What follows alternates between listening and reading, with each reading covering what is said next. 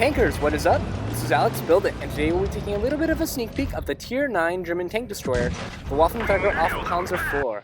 Now, the Waffentrager IV Panzer IV is based off the Panzer IV chassis. As such, it has basically no armor. It has choices between two amazing guns.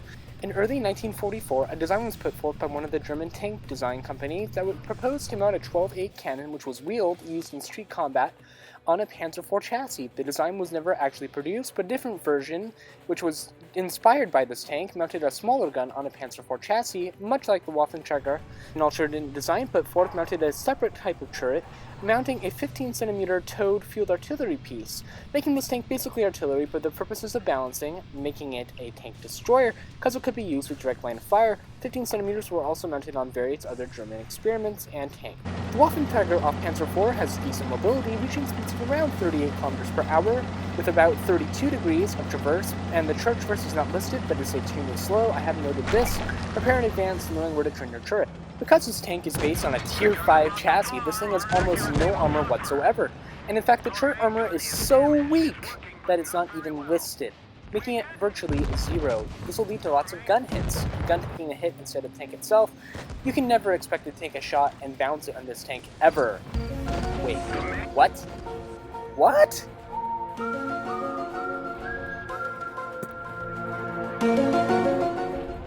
To balance the poor armor statistics, this tank is given options between two excellent guns, a 12-8 and a 15cm.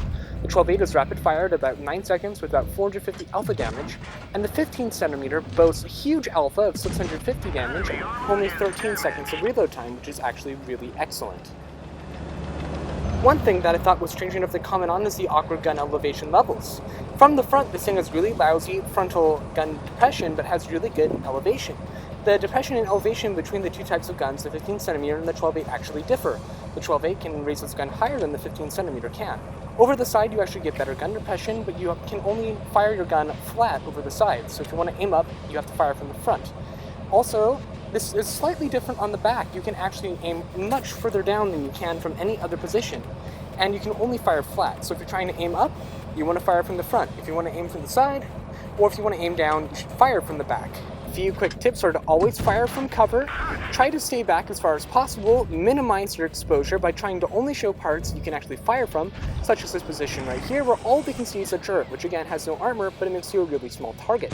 Other things you can do is whenever you fire, pop up behind cover, and this will minimize your exposure. Try not to position yourself in places where you can get rushed and easily destroyed because your armor is negligible.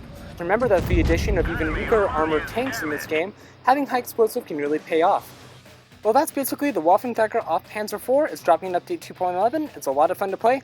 Tier 9 German tank destroyer. Well, if you enjoyed this little bit of a sneak peek, please like, comment, and subscribe, and stay tuned. I may yet come out with another video or two about this update. A lot of cool stuff in it. Lots of fun to play. Great map. Alexbuildit out. Blitz on, folks.